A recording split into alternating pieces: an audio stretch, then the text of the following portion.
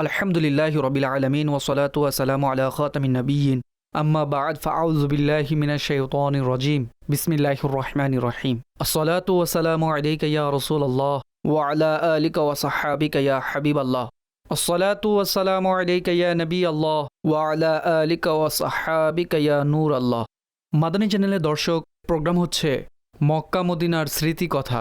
আমাদের সাথে রয়েছেন রুকনে শুরা হযরত মাওলানা হাজী আব্দুল হাবিব আত্তারি সাহেব, দামাত বারকাতুমুল আলিয়া। আপনাকে স্বাগতম জানাচ্ছি।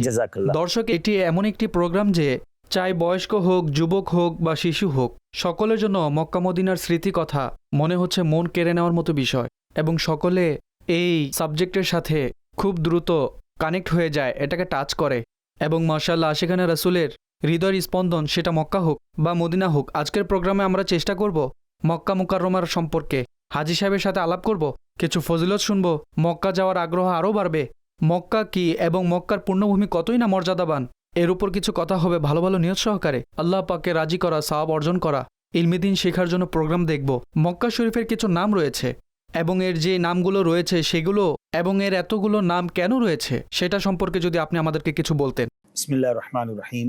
দেখুন, আরবি ভাষায় কোনো জিনিসের সম্মান ও মর্যাদা বয়ান করার জন্য তার অনেকগুলো নাম উল্লেখ করা হয়। যে জিনিসের নাম অধিক থাকে বলা হয় যে তার সম্মান ও মর্যাদা অনেক ঊর্ধ্বে। মক্কা মুকাররমার এই নামটি আমাদের সকলের জানা আছে, কিন্তু বিভিন্ন কিতাবে তার 10টি নাম উল্লেখ করা হয়।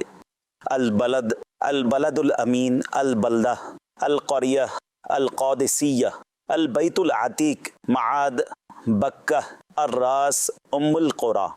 মক্কা ব্যতীত এর এই 10টি নাম। সুবহানাল্লাহ এবং সুবহানাল্লাহ, মক্কায় মুকাররমার কি যে শান। আশফাক ভাই, দেখুন যে শহরে নবী পাক আলাইহিস সালাতু ওয়াস সালাম জন্ম হয়েছেন, যেখান থেকে তিনি ইসলামের দাওয়াত দেওয়া শুরু করেছেন। আর আপনি চিন্তা করুন, প্রিয় আকা আলাইহিস সালাতু ওয়াস সালাম এই পৃথিবীতে 63 বছর পর্যন্ত তাশরীফ রাখেন। আউট অফ 63 ইয়ার্স, 53 ইয়ার্স নবী পাক মক্কায় ছিলেন। তো আপনি একটু ভাবুন যে এর প্রতিটি কদমে কদমে নবী পাকের স্মৃতি রয়েছে। প্রিয় আকার শৈশবকাল কেটেছে, নবী পাকের নিকাহ মোবারক সেখানে হয়েছে, প্রিয় আকার দীর্ঘ লাইফ সেখানে কাটিয়েছেন, যা ইসলামের প্রথম দিকের লাইফ, বরং নবুয়তের ঘোষণার পূর্বের লাইফ। নবী পাকের সৎ চরিত্র সেখানে লোকেরা দেখেছেন। আর সুবহানাল্লাহ, কাবা শরীফ সেখানে রয়েছে, যেখানে তাওয়াফ করা হয়। সারা পৃথিবীর মানুষ যখন নামাজ পড়েন তখন বলেন আমার মুখ কাবার দিকে। অ্যাকচুয়ালি আমরা সকলেই মক্কার দিকে এবং কাবার দিকে মুখ করে নামাজ পড়ি। মুসলমান সেদিকে আমাদের মুখ হয়। আমরা যদি লক্ষ্য করি, প্রত্যেক দিনই আমরা কাবার, মক্কার আলোচনা আমাদের অন্তরে, আমাদের ধ্যানে করে থাকি, এবং কমপক্ষে 5 বার করা হয়, এনে থাকি। মসজিদুল হারাম সেখানে রয়েছে, যেখানে একটি নামাজের সওয়াব 1 লাখ নামাজ পড়ার সওয়াব। আচ্ছা, এখানে এটা বলুন যে কাবা, মক্কা এবং মসজিদুল হারাম, এই 3টা জিনিস কি কেউ এগুলোকে মিক্স করে ফেলে? এগুলোকে যদি আলাদা করে ব্যাখ্যা করে দেওয়া হয়, কাবা হচ্ছে সেই দালান যাকে আল্লাহর ঘর বলা হয়, যেটা 4 কোণ বিশিষ্ট, কালো দালান, এটার উপর গিলাফ রয়েছে। এবং কাবা শরীফের অসাধারণ হৃদয়গ্রাহী বিষয় হচ্ছে যে এক্স্যাক্টলি যেটার উপর গিলাফ রয়েছে, শুধুমাত্র সেই দালানটি কাবা নয়, বরং হাতিমও কাবার মধ্যে অন্তর্ভুক্ত। আপনি দেখুন, স্ক্রিনে দেখানো হচ্ছে, এই শেপটাও স্ক্রিনে দেখানো হচ্ছে। তো এই স্থানও কাবার মধ্যে অন্তর্ভুক্ত। হাতিমের ভিতর বলতেই কাবার ভিতর। একসময় মুসলমানরা সেখানে নির্মাণ করতে পারতেন না, কিছু প্রবলেম ছিল।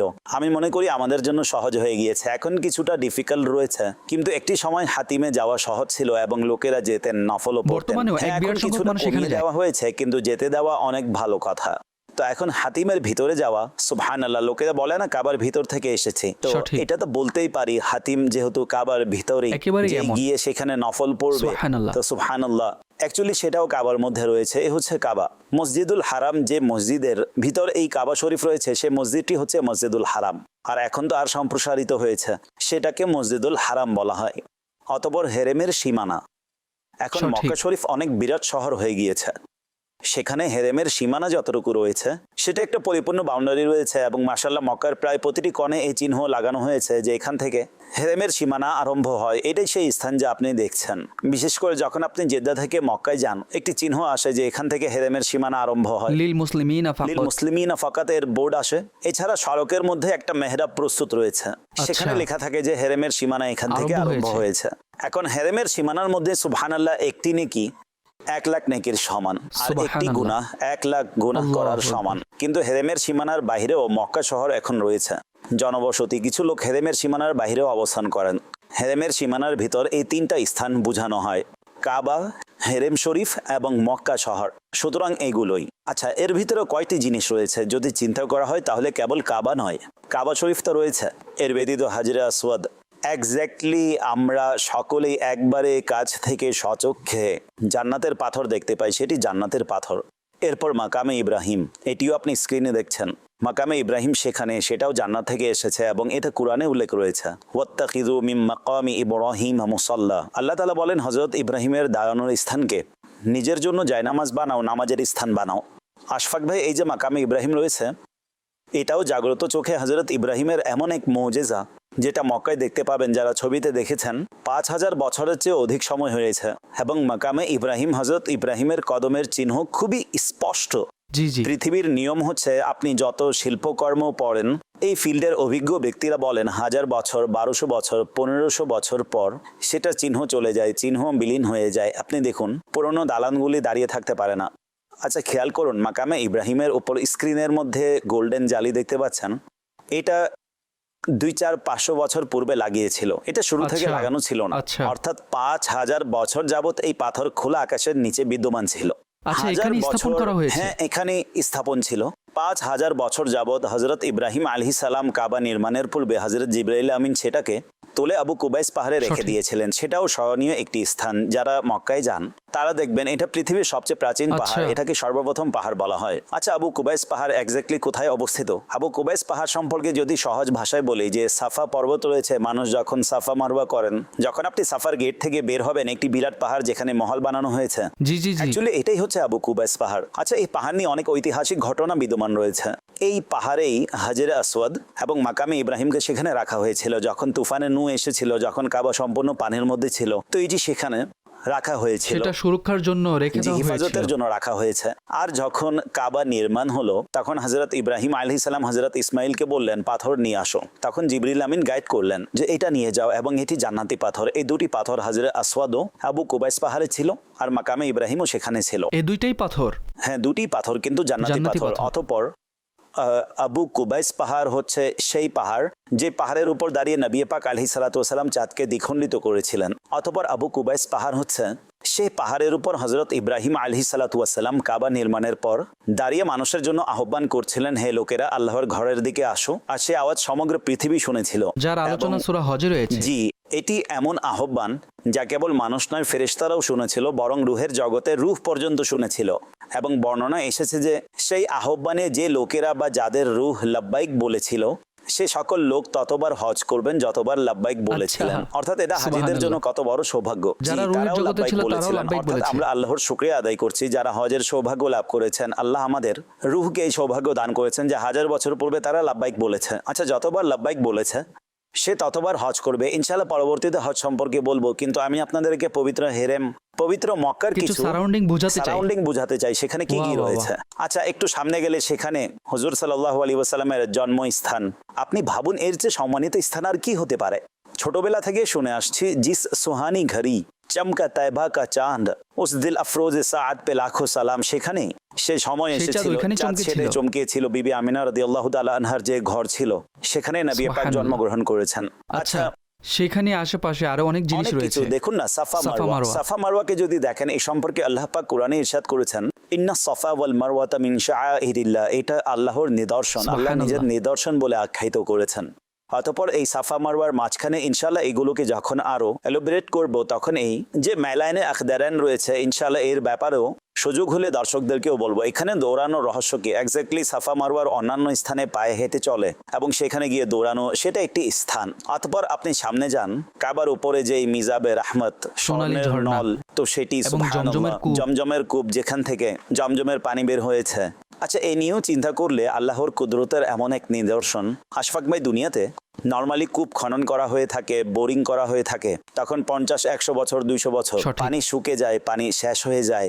এটা কেমন কূপ? 5000 বছরেরও অধিক সময় হয়ে গিয়েছে। মিলিয়ন বিলিয়ন গ্যালন পানি বের করা হচ্ছে প্রতিদিন। আমি একটি প্রতিবেদন পড়েছিলাম, যখন আমরা প্রতিদিন 1 লাখ গ্যালন পানির মোটর ফিট করে বের করি, ইঞ্জিনিয়ার বলছিলেন সেই কূপের যে পরিমাণ পানি রয়েছে তা কিছু ফুট নিচে চলে যায়, কিন্তু সকাল হলে আগের মতো হয়ে যেত। এই পানি কোথা থেকে আসছে এবং কেমন ধারাবাহিকভাবে আসছে? আচ্ছা, এত হাজার বছরেও স্বাদের মধ্যে কোনো পার্থক্য আসেনি, ঠিক আছে। বহুবার সেটা ল্যাবরেটরি টেস্ট হয়েছে, দ্য বেস্ট মিনারেল ওয়াটার হিসাবে অ্যাওয়ার্ড লাভ করে। এই সম্পর্কে বলা হয় যে এত পরিষ্কার পানি, কোনো স্মেল নেই, কোনো গন্ধ নেই, সেটা খাদ্য, সেটা পানি। আল্লাহর প্রতি ঈমান আনার জন্য তো এই কূপটি নিদর্শন হিসেবে যথেষ্ট। চিন্তা করুন না যে সুবহানাল্লাহ, এই পানিকে দেখাও ইবাদত। পান করা তো আছে, কিন্তু সেটা দেখাও ইবাদত। দেখলে দৃষ্টিশক্তি প্রখর হয়। অতঃপর এটা বলা হয় যে জমজমের পানি যে নিয়তে পান করা হবে, সে নিয়ত এবং দোয়া কবুল হয়ে যায়। তো এমন কূপ সেখানে বিদ্যমান রয়েছে, সেটাকে ভালোবাসার, সেটার দিকে হৃদয় আকর্ষণ হওয়ার এতগুলো জিনিস বিদ্যমান রয়েছে। অতঃপর সুবহানাল্লাহ যদি আরো সামনে যাই, সেখানে জাবালে নূর, গারে সর, অতঃপর হেরা গুহা রয়েছে। সুবহানাল্লাহ। আচ্ছা, আরেকটু যদি আমরা সামনের দিকে যাই তো একটু চিন্তা করুন, এতে নিরাপত্তা সম্পর্কে বলা হয়েছে যে এই পবিত্র শহরে প্রবেশ করবে সে মামুন হয়ে যায়, নিরাপত্তা লাভকারী হয়ে যায়। আচ্ছা, অতঃপর প্রথম ওহী কোরআন অবতীর্ণ হওয়া এটা কোনো ছোট বিষয় নয়। অর্থাৎ প্রথম ওহী সেখানেই অবতীর্ণ হয়েছে এবং সেই স্থানটি হলো হেরা গুহা, সেটি মক্কায় অবস্থিত। হেরা গুহা কোথায় অবস্থিত? হেরা গুহা হচ্ছে জাবালে নূরের উপর, সেটা পবিত্র মক্কায়। এবং সেখানে জাবালে নূর এবং জাবালে রহমত কি একই?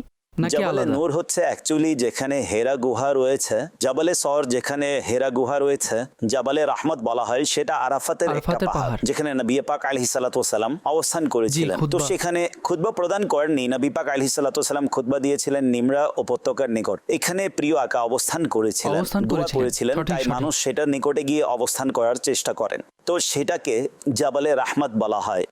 আচ্ছা, অতঃপর এখানে কতগুলো মুজিজা হয়েছে, চাঁদ দ্বিখণ্ডিত হওয়ার মুজিজা সেটা মক্কায় হয়েছে। আচ্ছা, এখানে নবী পাক আলাইহিস সালাতু ওয়াস সালাম যে রওনা হয়েছিলেন মহান সফরের জন্য, মেরাজের সফর এখান থেকে হয়েছিল, উম্মে হানি রাদিয়াল্লাহু তাআলা আনহার ঘর থেকে। আচ্ছা, তার ঘর যেটা হয়েছে সেটাও মসজিদুল হারামে অন্তর্ভুক্ত। এখন সেই স্থানের নিদর্শন কিছু মানুষের জানা আছে, সাধারণ মানুষের জন্য খুঁজে বের করা কঠিন। ইতিপূর্বে সেখানে পিলারের রং ভিন্ন ছিল, সেখানে তালাও লাগানো থাকতো, খুবই চমৎকার চিহ্ন ছিল। নতুন ভাবে নির্মাণের পর সেগুলো হয়তো একই রকম হয়ে গিয়েছে, দেখা খুবই কঠিন। আচ্ছা, এগুলো কিছু ওই বিষয় যা হয়ে গিয়েছে। এক বিরাট ঐতিহাসিক ঘটনা যা ভবিষ্যতে মক্কায় হবে, আর তা কিয়ামতের পূর্বে হবে। যে ইমাম মেহেদী রাদিয়াল্লাহু তাআলা আনহুর যে প্রকাশ হবে তাও মক্কায় হবে। সেটা কাবার তাওয়াফকালে হবে। তখন আকাশ থেকে আওয়াজ আসবে, এখানে মেহেদী উপস্থিত আছেন, এর পুরো বিবরণ রয়েছে।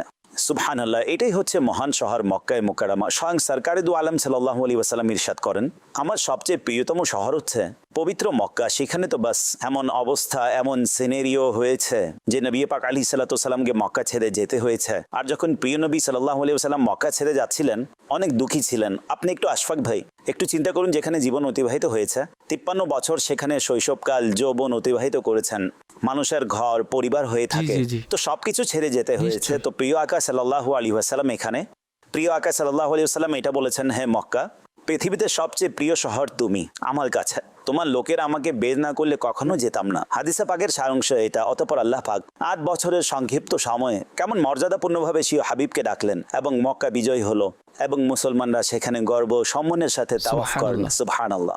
মক্কা সম্পর্কে মাশাআল্লাহ আপনি অনেক ইনফরমেটিভ কথা বলেছেন। মক্কা শরীফে 2টি গুরুত্বপূর্ণ রোকন আদায় করা হয়, উমরা এবং হজ। নিশ্চয় এগুলো নিয়ে আমরা বিস্তারিত আলোচনা করব আমাদের এই প্রোগ্রামের সামনের এপিসোডগুলোতে।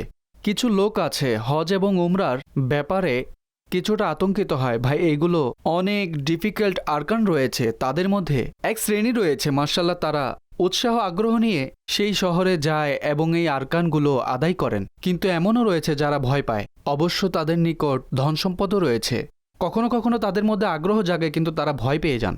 এমন কষ্টদায়ক কাজ আমার দ্বারা হবে না। তাদেরকে কি পরামর্শ দিবেন প্রাসঙ্গিকভাবে এই আলোচনা যদি হয়? দর্শকরা তো পরে দেখবেন। এখানে দেখুন মিনায় যে হাজিগণ উপস্থিত রয়েছেন তারা কেন গিয়েছেন?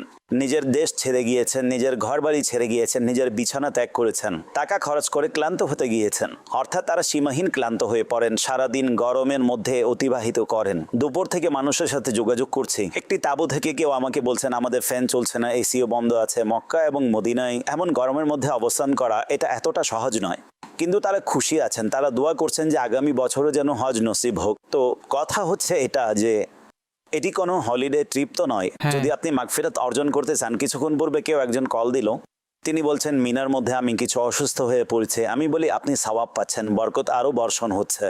তাই এই যে ক্লান্তি এটাও হচ্ছে বরকতময়। যদিও সেখানে কষ্ট হয় তাতে বরকত রয়েছে, এটা এমন মনে করবেন না। আমি তো এটাই বলবো, বারংবার যান। আর আমরা তো এত গুনাহগার বান্দা, আমাদের জন্য যদি সহজ হয় তাহলে সেখানে গিয়ে গুনাহ ক্ষমা করার মাধ্যম হয়। হাদিসে পাকে রয়েছে এক উমরা থেকে অপর উমরা গুনাহের কাফারা।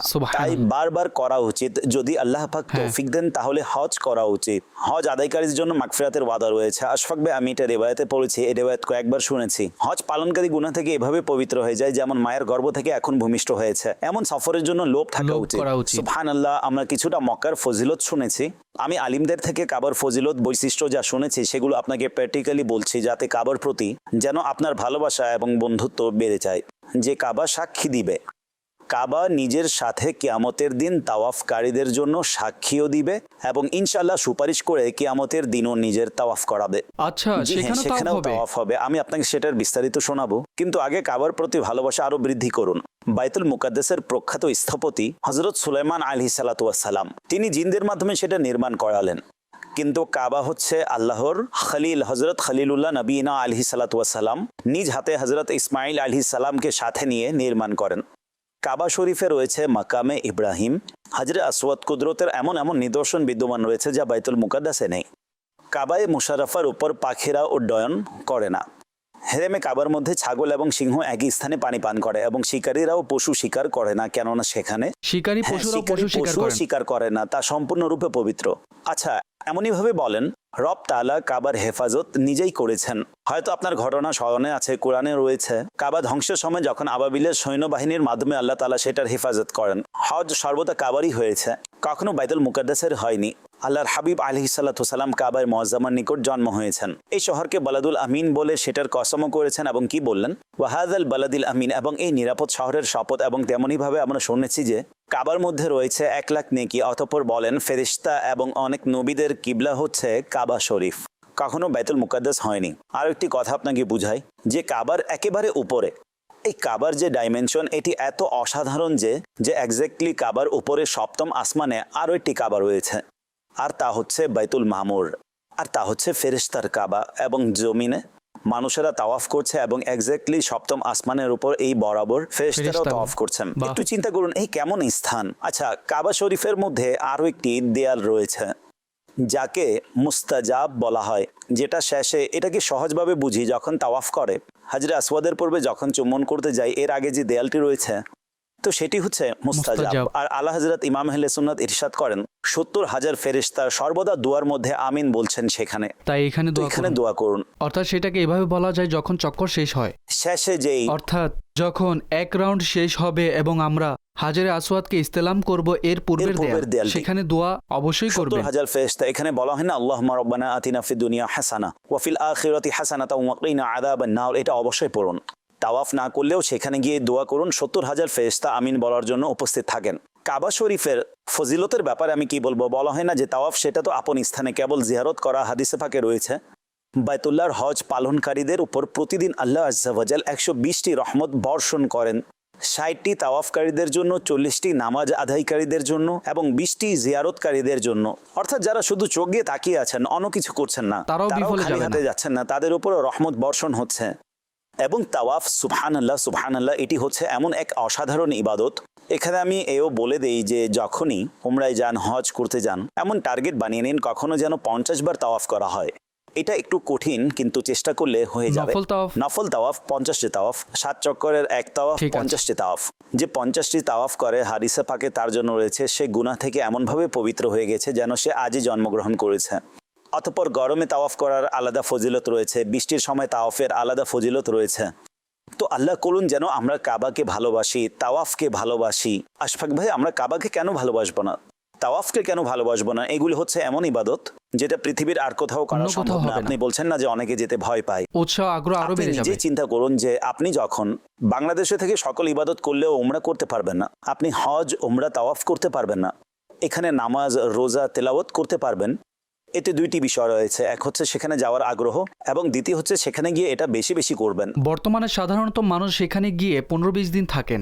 যদি প্রতিদিন 5টি করে তাওয়াফ করা হয় তাহলে 10 দিনে 50টি তাওয়াফ হবে। 10 দিনে প্রত্যেক নামাজের পর যদি একটি করে করা হয় তাহলে প্রতিদিন 5টি হবে। সমস্যা হচ্ছে তাওয়াফ করার ইচ্ছাও তো থাকতে হবে না, শুধু শপিং করলে ঘোরাফেরা করলে তাহলে তো হবে না। আমরা কিছু টার্গেট নিয়ে যাই। আরো শুনুন, হাদিসে পাকে রয়েছে যে ব্যক্তি দিনের তাওয়াফের 7টি চক্কর দিয়েছেন অতঃপর 2 রাকাত আদায় করেছেন, তো সেটা একটি গোলাম আজাদ করার সমান এবং তাওয়াফকালীন মানুষের প্রতিটি কদমের বিনিময়ে তার জন্য 10টি নেকি লিখে দেওয়া হয়, 10টি গুনাহ মুছে দেওয়া হয়, 10টি মর্যাদা বাড়িয়ে দেওয়া হয়। আচ্ছা, নেকি কোথায় লেখা হয়?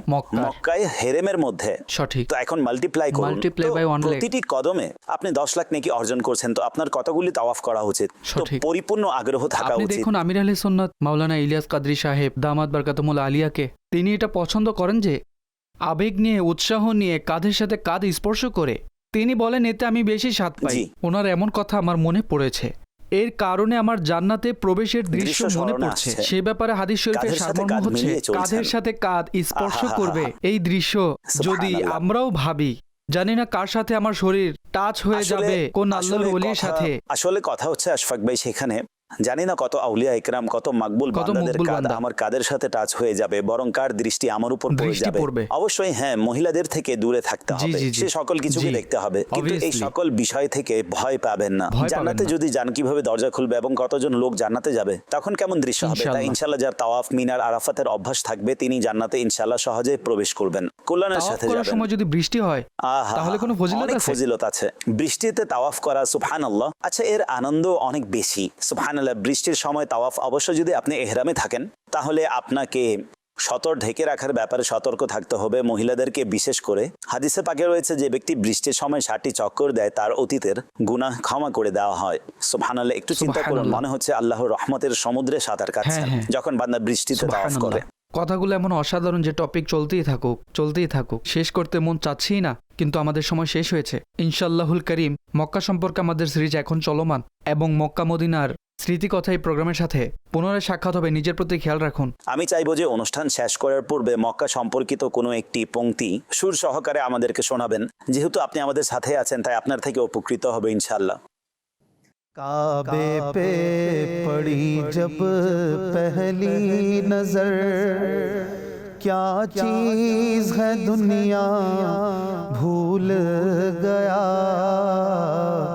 यूं होशो खैरत मफलूज हुए, दिल ज़ौक़े तमाशा भूल गया, काबे पे पड़ी जब पहली नजर, पहुंचा जो हरम की चौखट पर, एक अब्रे करम ने घेर लिया, पहुंचा जो हरम की चौखट पर, एक अब्रे करम ने घेर लिया, बाकी ना रहा फिर होश मुझे, क्या मांगा क्या क्या भूल गया, बाकी ना रहा फिर होश मुझे, और हर वक्त बरसती है रहमत, काबे पे जमीन अल्लाह अल्लाह, हर वक्त बरसती है रहमत, काबे पे जमीन अल्लाह अल्लाह, खाकी हूँ मैं कितना भूल गया, आसी हूँ मैं कितना भूल गया, काबे पे पड़ी जब पहली नजर, क्या चीज है दुनिया भूल गया। ইনশাআল্লাহ পরবর্তী প্রোগ্রামে সাক্ষাৎ হবে, মক্কা মদিনার স্মৃতি কথা পুনরায় নিয়ে উপস্থিত হব। নিজের খেয়াল রাখুন। সাল্লু আলাল হাবিব সাল্লাল্লাহু আলা মুহাম্মদ সাল্লাল্লাহু আলাইহি ওয়াসাল্লাম।